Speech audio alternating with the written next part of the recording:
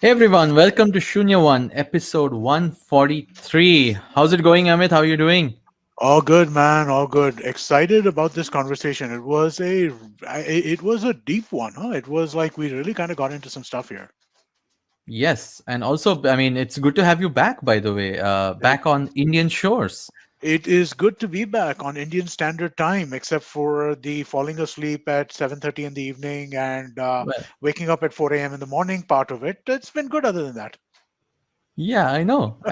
Whirlwind of a trip, things you used to imagine, we used to do when the world was normal. I know 2 weeks, Uh, man, in I and can't out. even believe that's happened. It was, man. I'm telling you, man. It was such a strange experience to see people out in the world. Yeah, Everybody was just doing whatever they wanted to. They were wherever they wanted. There was still some mask discipline in different places, right? Like so, at the conference, people would wear masks inside all of the or in all the sessions, right? But not in mhm. the hallways. And then when I was in Virginia, people were wearing masks indoors, but outdoors, everybody was just completely open. And so it was really, it was a strange. Wow, It felt strange. It interesting. definitely felt strange, but Well, it's good to have you back. You're back to mucky Mumbai in the yes, I rains, am. but it is what we have to deal with. It's what we're And used to, man. yeah, and and talking about the conversation, yes, we spoke to Meghna Suryakumar, who's the founder and CEO of Crediwatch today. And yes, like you said, it was a very interesting conversation. I think when we first heard about Crediwatch, I actually thought it's more of, let's say, a B2B service, Hmm. sort of a platform which is a ratings agency. A whole bunch of things actually came to mind. But when I Right. looked into it further, obviously there's a lot of tech which Hmm. they've built, and that actually is powering a lot of the things we all use today, Yeah, especially in fintech. it's the pipes, right? In some sense, it's like it's maybe not exactly the pipes, right? But it is the grading of the pipes, right? I mean, Yes. like because it's information about things which information is not relative, which is relatively hard to come by. And I really love the way that they're kind of putting all this stuff together, right? I mean, like, oh, you don't just have to look at financials; you can also look at this. You can also look at this data. You can look at GST data. You can look at this. You can look at that, all that kind of stuff, which I thought was really interesting and true, right? I mean, like Yeah. GST data is available publicly, so you know exactly who's invoiced what at what point in time. So I guess makes sense. And it's odd that, as a country, we are actually one of the few places where you can actually do this because of all Yeah. the other public sources of data available. So while on one hand we are, well, rainy Uh, mucky Mumbai and Maki whatnot, Mumbai, who has but to go to the bank to sign a credit card form for address change. We are still that yes, country also, but we are still also the country of Credit Watch. We're both. exactly. So welcome, Meghna, to our show. How are you doing? I'm doing good. Thanks for having me over, Shiladitya and Amit. No, it's great to have you, and it's also interesting to speak to someone who's building a product in fintech, which is not consumer facing, which we don't have often. Let me be honest. It's really fun to see and obviously hear more about what you guys have built at Crediwatch. But to give the audience or the listeners a little bit of background, Meghna, could you tell us, let's say, your own story? How your entrepreneur story sort of began, and then, of course, to what you are now building with Crediwatch. Sure. So, Crediwatch is not my first startup. I've had done startups before, and before I did Crediwatch, I used to be a corporate lawyer. So, my first startup was actually a cross-border practice, which I set up by starting out in my apartment in New York. Almost a decade ago. And Wow. I studied law in two countries, and I have a law degree in New York. I have a law degree in India. I went to Columbia in the U.S., and I'm licensed in New York, and I'm licensed here too. So I spent about over a decade, practicing corporate law, and I worked and I Wow. specialized on, mergers and acquisitions, and doing due diligence was a big part of what I did. So even when I did my cross-border practice, I did a lot. I dealt with a lot of data because I was doing a lot of cross-border due diligence. And this kind of background kind of has actually led me to solve the problem that I'm solving today. Because even in my startup, which was my law firm, I was experimenting with a lot of technology solutions that would help my own customers, right, who are cross-border entrepreneurs and founders, in terms of how they could run their businesses better and how I could serve them better as their corporate lawyer. And those experiments actually kind of led us to discover the kind of data that's available in the public sources, which we would actually use for due diligence purposes. But when we discovered that this data was slowly getting digitized and more and more became available in the public domain, it got us really excited to see the possibilities of analyzing these large data sets, rather for risk, rather than for use cases like compliance. We felt that we can actually find out whether a company is doing well or not well, whether it's risky or not risky, by actually analyzing these new alternative data sets, right? And that's the journey that I had as a corporate lawyer that has led me to start, solve this problem for what we do today at Crediwatch. Wow. Okay. I mean, and that's actually a very interesting point that you made, because we see a lot of folks who are start off in the corporate world in a certain discipline, and then of course find a problem which is really close to their heart, and then obviously become an entrepreneur. But given your law background, of course, it's not so common, I would say, for folks who are just purely trained lawyers to dive into the tech part of things, right? What made you personally sort of choose the tech path of saying, the technology is a solution I want to build around, build for? What was that in? What was it that made you sort of go down that road? So even I was not only a corporate lawyer, but I was also a tech lawyer. And I almost became an engineer. It was kind of, I was pretty good at computer science even at school. And also my co-founder, who's my husband, right? He's a technology geek. And the experiments that we did in my previous startup, my law firm, was, where me and him tried to build a lot of solutions for our customers, right? And that was very exciting to us. And Sandeep himself, in terms of his own background, worked on really large data sets, over a decade ago, that would result in real-time stock prices and stuff like that.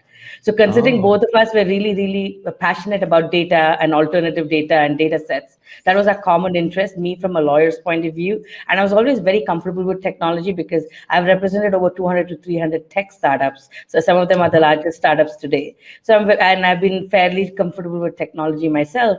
And we felt that bringing both best of both our backgrounds, we could really tackle this problem, because we felt that, bankers were looking at, financial data. And that was the color with which every business gets painted with, right? As how good are your financials? What are your projections for the next 3 years? So especially if you're a small business and you don't have a robust financial, data outlook, because you're really new and you have a thin file, then nobody looks beyond that, right? Yeah. That's kind of how credit underwriting has been done today, for decades, till today. We felt that, if you look at alternative data sets, and if you could find more appealing information about a business that would make the banker give them credit at a cheaper rate, right, and at a faster time, and get more comfort, because they're able to price risk better because of these alternative insights and analytics they could get. We felt that we could actually contribute to solving this problem, where small businesses don't have access to faster and cheaper credit. So, Meghna, could you kind of broadly describe what Crediwatch is, how people would use it? What's like the overview of the product? Sure. So at Crediwatch, what we do is we provide analytic-powered insights to lenders and businesses. We do this by connecting to the world of financial, business, and alternative data from private and public sources. From the public sources, and also from the businesses themselves, from the CRM, from the accounting data, or from the financial systems of banks. So we go through about 3,500 different sources of data, which is private and public. We analyze that and convert that into singular insights, like whether the company is risky, not risky, whether it's got a good credit outlook or not. So with this, we help lenders and businesses make effective decisions, right? Fast and effective decisions. So if you look at the landscape in India today, we have over 60 million businesses, and only 15% of them have access to formal credit. In that 15%, 99% have credit because they have a real estate or a mortgage that they have given, as a surety or guarantee to get that business loan. So the total penetration of unsecured loans for small businesses is really, really low. So what Mhm. Crediwatch is essentially trying to do is to look at alternative data sets and make that as an asset and not have businesses required to give collateral, because from alternative sources of data, banks can actually get comfort to price risk better. So even from a business perspective, businesses have the same problem. In India, the biggest default is done by the large customers of small businesses. They have, NPAs even with invoices Yeah. itself, right? Mhm. Especially if you looked at what happened in the last 20 months, I think about 19,000 crore rupees was overdue, and MSMEs have filed grievances with the government. And these are all extremely large businesses who are AAA rated themselves, who have defaulted by over 180 days in paying them for invoices that are due to them. So the same technology is also offered to businesses where they can decide, whether to give a customer invoice credit or not, because this is essentially interest free, based on Crediwatch and the insights we give them about larger customers. So Crediwatch is used not only by lenders to give businesses access to faster credit, but it's also used by businesses to make better decisions about their own customers and vendors. So that's Wow, what we essentially do. that sounds like, you're asking for like big businesses to come knocking at your door and be like, "Hey, stop rating us badly." uh, I guess a certain amount of discipline is required, Mhm. because in India, if you want small businesses to grow, they contribute to about 35% of our GDP.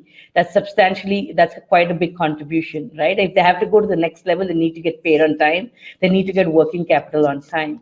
So it's about time that we talk about all the elephants in the room and say, hey, large corporations need to pay small businesses on time. It's something that we do need to talk about, Mhm. and that we need to give small businesses better credit rates so that they can grow. Interesting. Wow. So I mean, like you spoke about like all the different data sets that you're collecting and stuff like that. I'm sure that's challenging in India, right? Particularly. So I mean, like, could you talk about some of the more interesting sets that you're trying to collect to kind of make to make the product work in like an interesting way? Sure. So if you look at small businesses, they may not have the best financial statements, but they will have better near real time data. For example, let's say if you're a seller in a marketplace, your business could really be booming in the last 90 days. That's not captured in your financial statements because you've got a lot of e-commerce orders, right? Or let's say you're on a Swiggy platform. Suddenly, there's a huge demand because the restaurant's got great review, and there's a recent surge in your business. And because there's a recent surge, you can actually expand if you had access to more capital and cater to more customers, right? So how do bankers get an idea of these kind of real-time insights about a business rather than waiting for something that happens at the end of the year? Right, because whenever they Mm. ask you for financial statements, you give your annual financial statements, and that's really Yes. backdated information. It's not really current in terms of what you're doing as a business. So the gap we're trying to fill is to find alternative data sets that would help you get the current information on a business, where you could give them the right working capital to grow. So there are other alternative data sets like our GST, that is our VAT equivalent information. So the GST invoices, right, based on whether if you suddenly invoice 100 customers in the last 60 days, if you're able to share that information in near real time with the bank, they'll know, wow, so much of money is due to you, so we can actually give you a small expansion in your working credit line, right? Your POS machine transactions, you can actually see that there have been so many more Mm. swipes from customers recently, so you are making more money. So instead of waiting for the end of the year or quarterly period for you to give that information, if banks had these insights and they could let you grow by giving you timely credit, at the right point in time, then that's kind of when you can grow as a business. So that's why these sort of alternative data sets become extremely powerful in telling a different story about a small business. Very cool. I actually want to take a take off from there itself. Like when you first started, obviously, right? You like you said, these data sets were all pretty disparate. I mean, everyone has them. Everyone has some data which is probably relevant when a person looks at it, right? When you work with, let's say, someone who's helping you raise money, or if depends on the kind of situation. If you work with some, let's say, even directly with a banker, if they're intuitive enough, they'll ask you for all of these things, or you can submit these things, but it's fairly manual. uh, and like you said, most of them, they just look at the sort of the year end data. How did you solve this with tech is what my actual question is, because Sure. all of this still sounds like multiple systems, different Yes. tech platforms, different products. If like someone will use, well, I'm sure half the world uses Tally, but still someone will use something else. But it's a lot of scattered data. It's very manual work. The more I've seen it, how did you sort of go about solving that with technology? Right. So, what we like you rightly pointed, we don't even have APIs from all of these different public Yes. data sources like you would have in other countries, where it's easy for you to kind of pull that out and build an analytics solution. And this data is actually largely disparate, and it's also structured and unstructured. It's in different multiple Yes. formats. So Mhm. the Yeah. technology that we've built at Crediwatch, what we call singularity, right? We are able to use ML ops and machine learning itself to pull data from these different structured and unstructured sources and singularize it and give it an identity towards one common entity. And that's the technology that we've built at Crediwatch, right? That's our USP. So, we are able to do that. And that's kind of what we focus the energies on, because we felt that if someone is able to connect these multiple sources of data and standardize it and create schemas, right, and give it a singularity, that let's say that there are 25 different sources of data, but all of this belong to entity X, and from that, lenders can pick and choose what's relevant to them, or businesses can pick and choose what's relevant to them to understand about their customers, right? So that's the technology that we've built at Crediwatch, and that's our core IP, right? And also the other thing that we did was, because there's so many multiple sources of data, we also use machine learning and artificial intelligence to understand what's most predictive about a business, right? And what's especially about the intent to pay and the ability to pay, right? And also about certain behavioral aspects, whether it's from a customer's perspective or a lender's perspective. We kind of ran a lot of machine learning on thousands of entities, and over a period of 5 years, right, on a time series data. And we kind of try to understand what's the most predictive features that would tell you what's a good business and a bad business. And then we compare that against what is there out there traditionally, right? If you look at what's out there traditionally, you would have banks creating its own models in house.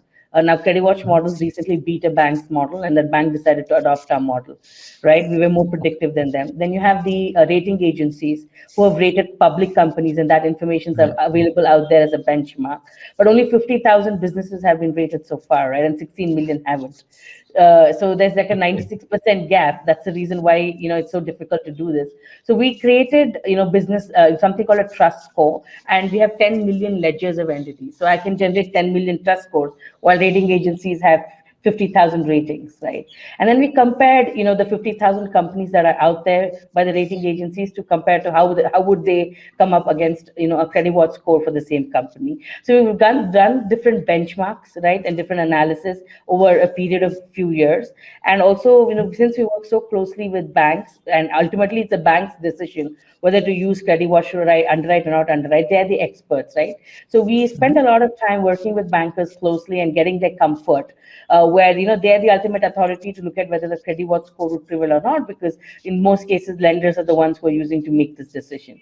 So it's been a very close partnership, working with all the top lending institutions in India, learning from them and understanding how, with their experience, they have looked at these businesses over the years, and translating that subject matter expertise, and also looking at machine learning and AI to find really predictive alternative data points about businesses. So we've ultimately built two important scores. One we call the trust score, so whether Mhm. on the basis of which you can underwrite a business, and the other one is called an early warning score, on the basis of which you can monitor a business after giving it a loan, because we have the highest levels of default, right? 11%, especially during the pandemic, which is one of the highest in the world, right?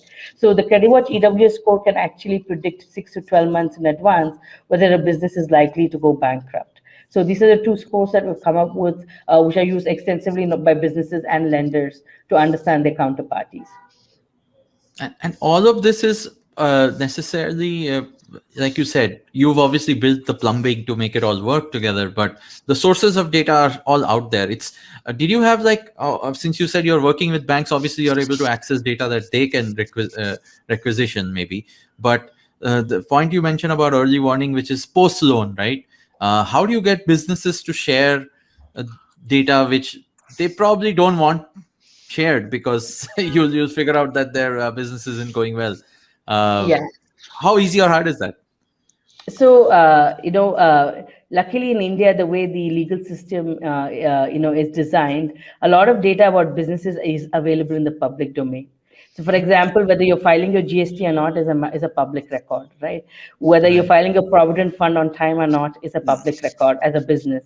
If you're a Right. private limited or a public limited company, then whether you're doing business properly is a matter of public record, right?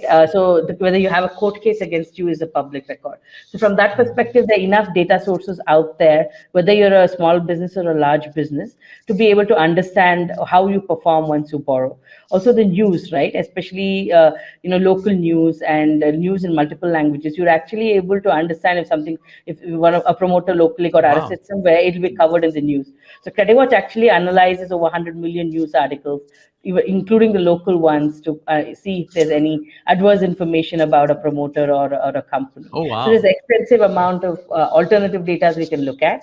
And from an early warning perspective, I think now banks are telling borrowers to share information to stock statements, to MIS that they share quarterly, and also share, their GST data in terms of the invoice-related data on a periodic basis, and it becomes a part of the loan covenant, right? And the banks, make this data available within their infrastructure. So then we're not taking this data outside of the bank, but Crediwatch actually is on the bank's cloud or the bank's infrastructure, and Oh, we wow. analyze all of this private data sets in a very secure manner without the data ever leaving the bank's IT premises, and then we tell them whether the companies that they have given a loan to are risky or if they're safe. Yeah, that's, I think, the first thing you probably would have had to do to build an Yeah, on-prem sort of solution when working with banks, especially. yeah, sure. But of It's course, I'm on-prem sure on the they're, cloud. yeah, on private cloud, on-prem, Yeah, pretty much yeah, what banks today still can't see beyond. And yeah, also from a regulatory standpoint, I imagine sure. there's not much you can do with that. Where, this is one, like you said, you started out building this for banks. They are, I'm assuming, or banking institutions or lenders are your primary customer. Yes. Uh, and I can imagine that once they start with your information or intelligence only gets better with time. So there's pretty much a lock-in which they will have with you. I mean, they'll keep using you guys for obviously more and more business as they grow. After you started with the banks and building sort of core intelligence and analytics for them as banking institutions and lenders, how do you take that and now start working with, let's say, more organizations in finance and more so in fintech, right? Because like I said at the start of the show, you are a fintech company. You've built tech and plumbing and APIs, and you've made your platform very extensible, which makes you a much more, I would say, appealing per business to work with for many other companies as well. If you can, let's say, on demand, just provide a Crediwatch score, trust score, or early warning score for anyone else. So what are the other products that you guys have branched into, and what are the other kind of companies that you also work with? If you could Sure. share a little. Yeah, so we've kind of branched into working with the developer ecosystem, which means most of the startups who are in the fintech space. And we also work with small businesses themselves. So one of the key reasons why we decided to do that was, the future of finance is the bank will go to the borrower's doorstep, right? I don't think that in a few years from now, anyone's ever going to visit a Oh yeah. branch of a bank physically for anything, and everything is going to come to your doorstep. So that for that to actually happen, right, and for about 20 million businesses that don't have credit today, for it to penetrate to them, we have to kind of build an ecosystem of companies, fintechs, and banks, who have built different integrated relationships to make this happen. And the Mhm. fintech companies and the startups are playing a very important role in developing this ecosystem. So we kind of decided that embedded finance is going to be the future of how financing will be done with small businesses. So we need to build a robust ecosystem for developers, that is startups, who are building different embedded finance solutions to be able to plug and play into Crediwatch and be able to provide instant credit right at the doorstep of any business. So that's kind of why we launched some of the new services that we did. And we also realized that when this happens and when embedded finance takes off, everybody's looking for a full stack solution, which means that here you go, I want to lend to a small business, so I want to onboard them, I want to do their KYC, and then I want to underwrite them, I want to monitor, and I want to collect, right? And that's a whole stack. So we kind of expanded our this foray of services that we have, and we introduced the onboarding piece where we've partnered with another startup who's helping, who's giving us the video KYC solution. But we built the essential workflow to do the KYC and AML of a business, because all the solutions that were already out there on KYC in the market today, we focus much more on the individual. And business KYC is very different. We call it KYB, and that's more in line with what Crediwatch traditionally did, as opposed to what Yeah. a KYC solution should be. So we built this onboarding stack. That's a new product that we have to kind of make us our solution a full stack a solution when for an embedded finance use case. So that's kind of what we have today, where you can just take Crediwatch, plug and play, and issue a loan in 10 to 15 minutes to anybody. So that's kind of how we've expanded. And similarly, even for small businesses themselves, right? Eventually, what will happen is small businesses are having this book, and there are a lot of defaults in the book, right? If I have 1,000 Mhm. customers and 200 of them have not paid me for over 60 to 80 days or 180 days, it doesn't make sense for me to have them on my book. I might want to sell it off to somebody else Mhm. who's a financial service provider. And I think that as businesses tend to get more sophisticated, we foresee that businesses themselves will make this thing. I'd rather not give 60 to 90-day credit. Why don't I partner with the lender and get these off my Yeah. Yeah. book? Right. And from that perspective, these embedded finance solutions having a full stack plug and play would really make sense, whether we're embedded through the small business itself into their technology, or through the entire ecosystem. So from that perspective, we want to be there wherever there's financing and wherever there's Mhm. trade, and we want to make sure we cut all the friction and the inefficiencies and make the whole thing more profitable and faster. That's our end game. And that's kind of how we've built our product suites. Hmm. Very cool. And what, if I may ask now, I mean, now, getting into this, yeah, when you work with a bank, I'm sure it's a different model. When you work with, let's say, the developer ecosystem of startups and fintech companies, it's a different model. How have you planned, let's say, your own revenue streams? Are you like more like a SaaS company where it's number of hits on an API, or number of scores that you generate, or is it more like is it like a agency sort of a model? What have you experimented with, or if you could share a little bit of how you guys make money? Obviously, you deal with money, so I'm guessing you make money already, Sure. Yeah. So unlike we other make funded startups. yeah we make money by providing embedded insights as a service. So with Mhm. large enterprises, it's like a subscription revenue, enterprise subscription revenue. But with SMBs, it's SaaS revenue. So it's a hybrid way we make money.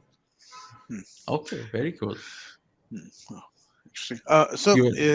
Yeah, yeah. I wanted to kind of ask a little bit about some of the challenges working with like large institutions like banks in the way that you do, and especially when you contrast it with some of the newer age fintechs, right? I mean, like, granted, even the fintechs have regulatory burdens on them, but I'm guessing that there's going to be a big degree of contrast between how your different customers would operate, right? In terms of just how much bureaucracy, how much regulation, how much stuff there is like that around, and how do you guys navigate that kind of situation?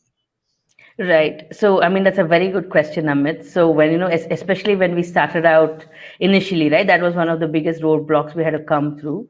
So, we decided when, we knew that there would always be two, three different kinds of customer sets that we would solve the problem for. And we decided to choose the hardest one first, which was going with banks, because we felt that if we're able to earn the trust of the top banks and lenders in terms of us being a valuable partner in giving them analytical insights, then it would be very easy to then sell to the next market, which would be the SMBs. So what we did was, when we started out, we decided to participate in accelerator programs that were organized by banks. So, when we were a few months old, we got into the Barclays Accelerator program. In fact, that was one of the most instrumental decisions and experiences that we had, where, because we were a part of an accelerator of a large international bank, we got early on exposure of how decision making works in a bank and how do we navigate things, right? So that was a very good experience. And then there was a lot of bank competitions. At least in 2 to 3 years ago, banks are very actively trying to discover fintechs, because Yes. we were very new to them. So there were a lot of competitions by top banks, whether it's HDFC or Citibank. So we made sure that we participated in the early days in every competition, and we won them. And that gave our solution a lot of visibility. So we spent the first 2 to 3 years, of our existence, getting the validation with the banks by doing a lot of pilots. right, by participating in a lot of competitions and also doing this accelerator program. And also some of the initial investors and advisors who came to our cap table, they were all bankers. And that kind of really helped us navigate the ecosystem because, we got into their networks and we got introductions. And then, with the product where we really took their feedback and we took our time to build the product out, right? While of course it was an MVP and the banks got access to something every few weeks, but in terms of where the product is today, it's a combination of a few thousand hours of interaction with our actual customer, right? That's happened over the past few years. So that was one of the biggest hurdle that we had to cross is to win the trust of the bankers, and we adopted this strategy to kind of win them over. And now, of course, deal times, the way we close deals is really, you can say, shortened by 70% compared to how it used to be before. But yeah, that problem did exist, and it still does exist. But you'll have to kind of adopt a strategy to ensure that you close fast with banks. Yeah, in fact, that's one of the ways in which I think, to the credit of banks, they've encouraged the fintech ecosystem, right? They've made it hard to they're not faster in making decisions, I think, but at least they've encouraged over the last a bunch of years where we've seen fintech exploding in India, at least. I think through competition, through accelerators, I think they've at least encouraged it versus being shutting their doors to it entirely. But like I said at the start, right? It's interesting that you chose to build this out as a B2B play. There's not too many folks building pure play B2B sort of products, and especially like you said, even the credit rating agencies themselves are dealing with much lesser, I would say, businesses themselves. So you guys have probably emerged as one of the sort of leading sources of credibility of business data. Is that how you see yourselves today as Crediwatch? Are you like unanimous with, let's say, the crystal scores of customers today? Yeah, so we want to be known as the Sybil for businesses. That's kind of our vision. And what really excites us every day, right, when we come to work, is we get to empower over 20 plus million businesses to know and grow, right? And that's kind of what really motivates everyone in Crediwatch today, because a lot of these businesses now are Crediwatch customers. So we kind of get to hear their story. Like there's this business called Shunya One, which is in Crawford Market in Mumbai. It's a little electrical shop, and they are distributors of electrical goods and cables, right? And they've been using Crediwatch for over a year and a half, and they tell us that they've reduced their MPA by about 1 crore because without looking at Crediwatch, they don't give invoice credit to a customer. So these are the kind of stories that really excite us, that we are actually helping businesses to make the right data driven decision about customers, get more sophisticated. And I think that we're at a point where it's, especially after the pandemic, we know that businesses need the right technology solutions now to grow, because you now can't physically move and meet people and know everything and anything you had to know like you did before. So the rule of the game has changed, right? And it also, since supply chains have been disrupted, you're looking for new suppliers, looking for new customers. So how do you discover the right customer? How do you find the next supplier? So this is, Crediwatch is actually going to offer a discover tool to businesses now. That's kind of in a product pipeline, where you can, you use a simple natural language query and say, give me all businesses that are doing X, Y, Z, with this kind of revenue in these cities. A businessman can just type that, like you type on a Google search, and they would get to know. So those are some of the With a things. nice score as well. Yeah, with a nice score as well. Yeah, so with that, so we feel that we want to give these kind of simple tools, but they're all powered by AI, but they can be used in the most simple, intuitive way for you to make the right business decision. And that's kind of what why we come to work every day, because when we hear stories like Shunya One, it really motivates us to work and find more and more innovative ways to help businesses grow. Wow. And is this something that obviously you've built built out of India, focusing on the Indian business ecosystem, which you yourself said is huge and it's so untapped, right? So there's obviously a lot to do here. But do you see this happening elsewhere in the world? Is this, I mean, there are obviously business credit agencies. Has anyone else sort of solved this with tech? I mean, given your initial international exposure, with the US and with India as well.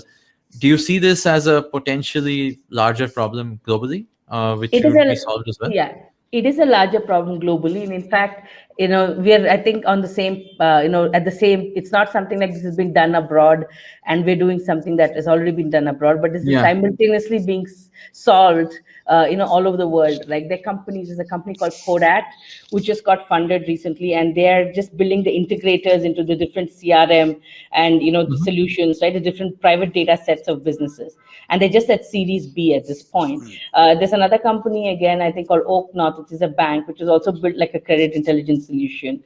There's a lender called Zest AI in the US who now stopped lending and started giving AI-based business model for underwriting. Mm. So I think it's a simultaneous race right now globally, because India is a very advanced ecosystem, and I think you will now Yeah. see that a lot of solutions will first start in India, and then it'll be adopted anywhere, everywhere else in the world, right? It's not just going to be the other way around.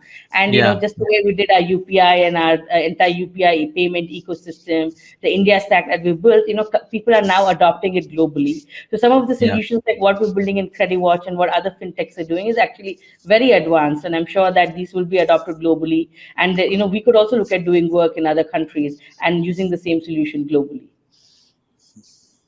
Very nice. I mean, that's true. Actually, we now know through now, even on this people who have been on this show, that India does have the most sort of mature technological backbone for finance, Yes. unlike anywhere else. And it's amazing how people abroad still are grappling with how much we've built as a fundamental backbone of fintech for India. So this is amazing. I think it goes to show that companies like yours are using those rails and so much more to provide even better solutions to your customers. So, Meghna, do you want to do like a shout out to folks who are listening to this show of where maybe they can reach you, how they can use Crediwatch if they're a business, and what's next on the roadmap for you guys if you want to just do a shout out?